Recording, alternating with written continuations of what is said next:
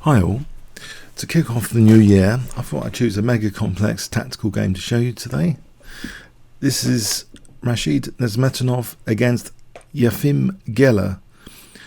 Yes, you can find pronunciation pointers, by the way, on chessgames.com.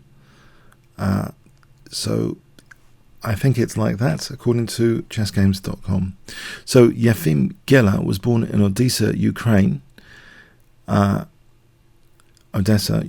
He learned how to play chess as a young man and arrived on the international scene quickly by qualifying as a World Chess Championship candidate in 1952. So that's 2 years before this game that I'm showing you, thereby earning the Grandmaster title. During Geller's career, he appeared in the candidates 5 more times and competed in a record 23 Soviet championships, winning 2 in 1955 and 1979. His aggressive playing style and expertise in double-edged positions culminated in a positive score against 4 world champions over the course of his career, which included Mikhail Tal, Vasily Smyslov, Tigran Petrosian and Robert James Fischer, Bobby Fischer. So a fantastic player, absolutely fantastic player, Efim Geller. And according to Jeff Sonas's chess metrics system, he was ranked number 3 in the world from 1962 to 63 and in the world's top 10 for much of the 1950s and 60s. So this is 1954. Rashid Nezhmetdinov playing white plays knight f3. After knight f6, Rashid Nezhmetdinov plays now g3. So it's a King's Indian attack system. Very easy to play. You don't need vast theoretical knowledge to play this. d5, bishop g2. We have bishop f5, bishop coming out of the side of the pawn chain. After castles e6, d3. Yep, it looks exactly like a King's Indian attack system, how you play it so far. Bishop e7. Now this is slightly unusual here. The most common idea is knight bd2 here, preparing later maybe for e4 with some support. d4 is also being played, marking out the dark squares. c4 striking at the centre. b3 dark square control. Knight fd2 maybe playing for e4. All of these has been tried, but a very rare knight c3 was played in this game. Only 2 games in Livebook. Quite a rare bird idea, knight c3. But from a King's Indian perspective, this looks like quite common. Eventually maybe to support e4. So it's got logic behind it. There's nothing fundamentally, it seems, that bad about it in this position. Although you might argue d4 would be an interesting test, but maybe the knight can even go forward, just provoke black's centre to occupy and maybe be weaknesses later. So it's an unusual looking move, knight c3. Black castles, and then we have knight h4. Bishop g4, teasing some weaknesses from white. If white wants to kick this bishop around, the dark squares are inevitably being weakened here. And this is what happens. h3, bishop h5, g4. It's weakening the dark squares a bit. And white does get that bishop, though. And now plays for e4. We have d takes e4. White doesn't necessarily want an exchange of queens, or to give black the option of the exchange of queens. Knight takes e4. White is now threatening knight takes f6 and bishop takes b7. Black blunts the diagonal with c6. We have c3, and it looks as though maybe knight takes in d4 later is on the cards here. Knight bd7, but for the moment, queen e2. We have knight takes e4, and bishop takes e4. So keeping the option of d4 alive. Bishop d6, looking at these dark squares, but leaving a loose piece. And maybe this is done intentionally. Very, very interesting move. Because if it's been done intentionally, this reflects basically the idea of a positional sacrifice. White is already weakened on the dark squares, so this is maybe a super bit of cunning tactical display here already by playing bishop d6, because it seems white has a key tactic which would seem to win material, but has black just positionally sacrificed a pawn? What is the tactic I'm referring to? If I give you 5 seconds, what did Nezhmetdinov play in this position? So if I give you 5 seconds to pause the video starting from now, what does white play?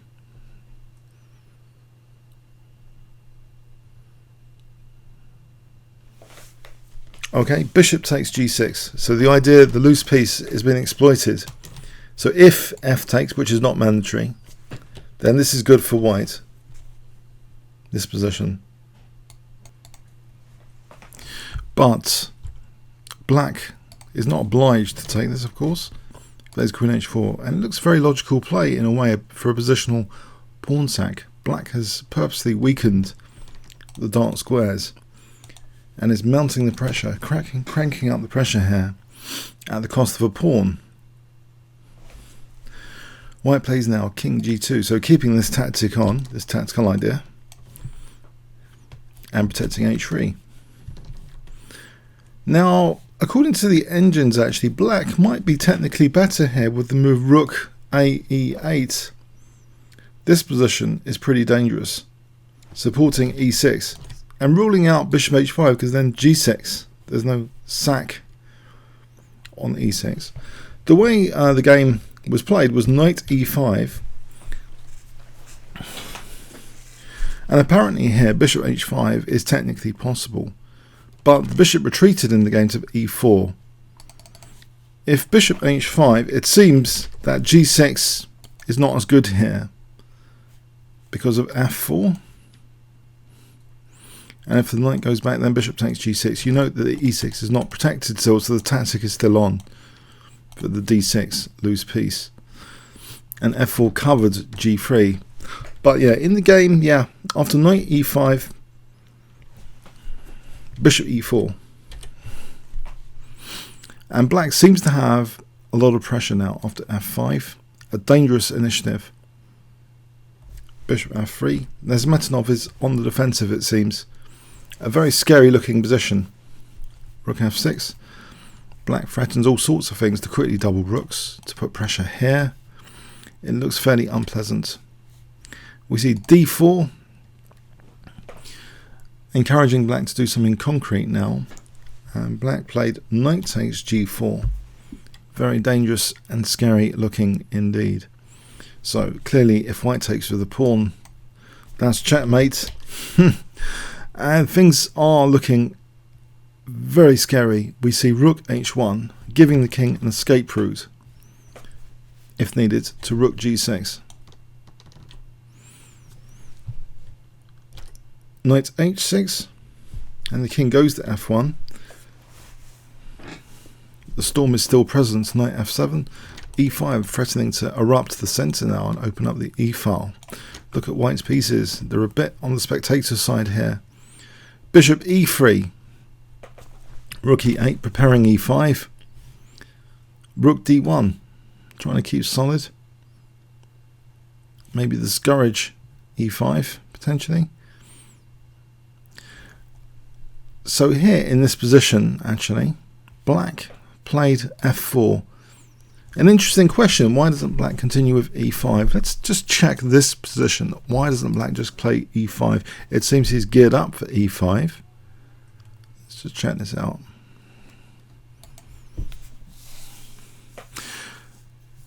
On d5, it seems black is going to be better with e4. The bishop can't go here really, g6, trapping the bishop. So really, white would be forced to play d takes, and black is better. It seems to be a viable idea. The rook, although hitting the bishop, is protected by the knight. So e5 does actually seem quite viable in this position as a move. So possibly f4 is a little bit of a missed opportunity. Possibly. Also, maybe rook e7, just intending to build up things. So f4 played a little bit committal maybe. Bishop drops back. It's blunted the bishop. e5 now. White now takes. Rook takes e5, slightly different. This pawn is a bit loose here maybe. And this is demonstrated here, queen c4. A little bit pinning the knight, but also some pressure here, tying black down a little bit. Black plays for a mate in 1 now, bishop c5, threatening mate. White now plays an awkward looking rook h2. Yes, Nezhmetdinov is clearly looking on the defensive side of things here. Black's rooks in particular look more coordinated and ready for teamwork than White's rooks, especially the rook on h2 looks extremely dubious in this position. We see a forcing move b5, and White throws in the check using the pin, encouraging the bishop to drop back here to f8. If the king moves, maybe White can consider using the diagonal.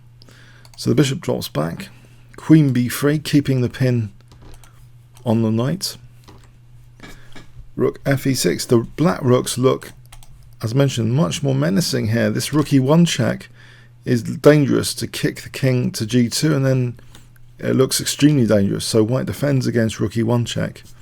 But now rook g6. Black turns his attention to g1. He's flipping between g1 and e1 here. Rook d7. Threatening queen takes f7. Bishop e7. Now we see bishop d2 here. a5. a4. Trying to discourage and stop a4 from black. B takes. Queen takes a4. And now that f4 pawn is looked at it again. Black ignores that and just doubles the rooks for rook g1 check. Queen b3. We see rook g1 check, king e2. Queen f6. So queen e5 looks very scary indeed. Rook d4, preparing to defend against queen e5, at least with rook e4, and also this pawn is looking loose again. c5. We see a check, king h7, and now actually that pawn is taken. Rook takes f4. Is White defending this? Is White really defending this? White also has his own threats now, like pinning the rook maybe in some variations. Check, c4, bishop d6, skewing the rooks and the queen. It's almost like a major family skewer here, bishop d6. But thankfully there's a check that White can use.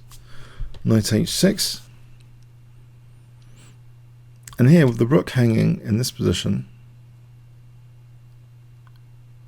very, very sharp position. What does White play?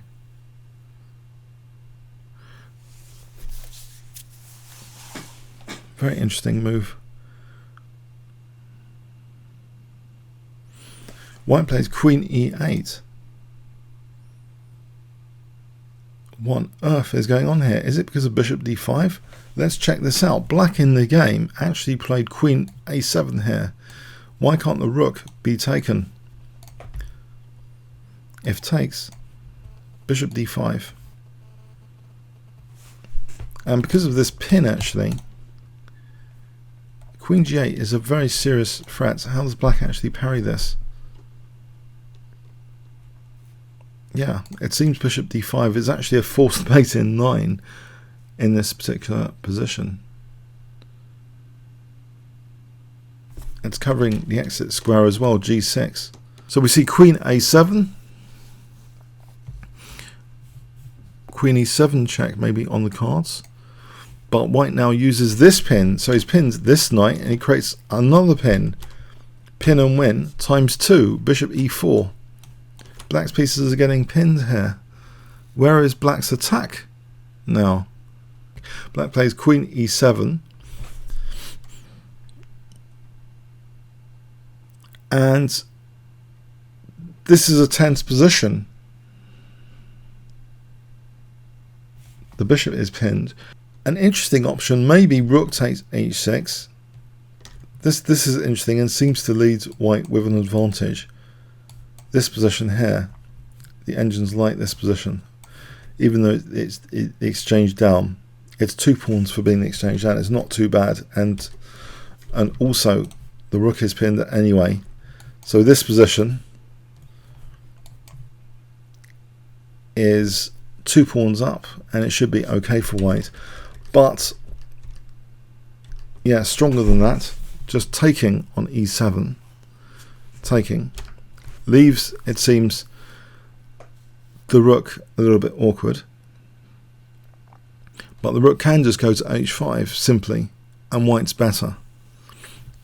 But white plays even stronger than rook h5 in this position. Also, taking here is good for white. Here's the exchange up.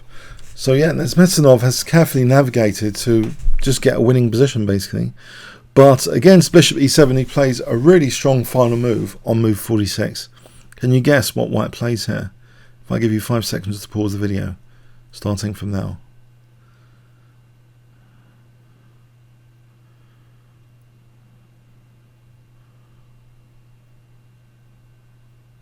Super strong move. White to play.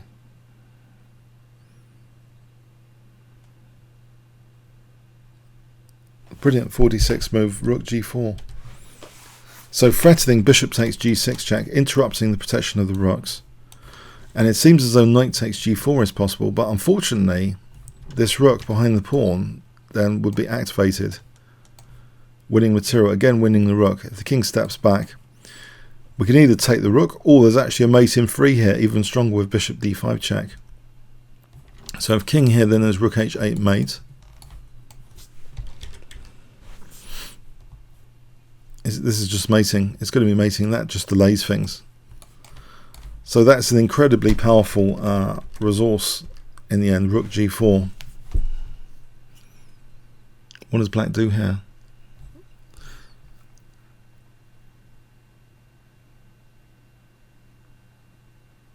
Black's busted.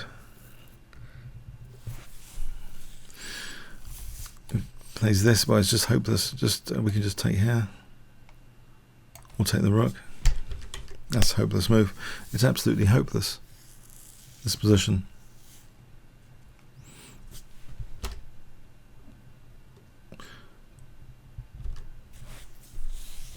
Rook 1 takes g4. H takes g4. Leaves 2 pinned pieces. What does black do here? Well, it's threatening actually g5 just to win material. Forget about taking the rook. g5 if black does nothing in this position. If the king moves, then we just take on g6. If the bishop moves somewhere, we just play g5, for example. And yeah, black can lose lots and lots of material with these 2 pins. So rook g4 is the final knockout blow. This is a really complex game and started to get me even confused actually about the checks and stuff. White's king safety, black's king safety, all the pins. But the final move is a real bone crusher, this rook g4 on move 46. What do we learn from this game? It's a really complex tactical game. It seems at one point one of the finest moves actually was when the rook was looked at. Nezhmetdinov just responded, well, and the queen. This multiple skewer, it seems extremely terrible. When the queen was here, and we have 2 rooks skewered as well, just calmly playing queen e8, getting the queen out of the firing line, and offering the rook for bishop d5, looking at black's king. It seems both of these rooks were helping each other in the tactical complexities of the position. And here that's fully demonstrated as well. Both rooks on the h-file helping each other, creating the pins and the backups for the pins, contingency pins. Rook g4, that contingency pin. Wonderful stuff. But it's actually mating. It's not about even winning the rook. It's actually about mating using that h-file in some of these variations. The King's Engine attack as an opening weapon of choice avoids theoretical knowledge of Efim Geller and shows that as a brilliant tactician, Nezhmetdinov can use the King's Engine attack, get a good position, get out of trouble, especially using pins, create enormous tactical pressure and mating ideas using the pins and the H-file here. His king was kicked around a bit. Black maybe committed an inaccuracy with that F4 move. Black seemed to be doing very, very well as a result of the initial kind of positional pawn sack, allowing that tactic. Black had a strong initiative which cranked up the pressure and put white on the edge of defeat, it seems. So Nezhmetdinov in this game showing some defensive and counter-attacking skill against the great Efim Geller. Okay, hope you got something from it. Comments or questions on YouTube. Thanks very much.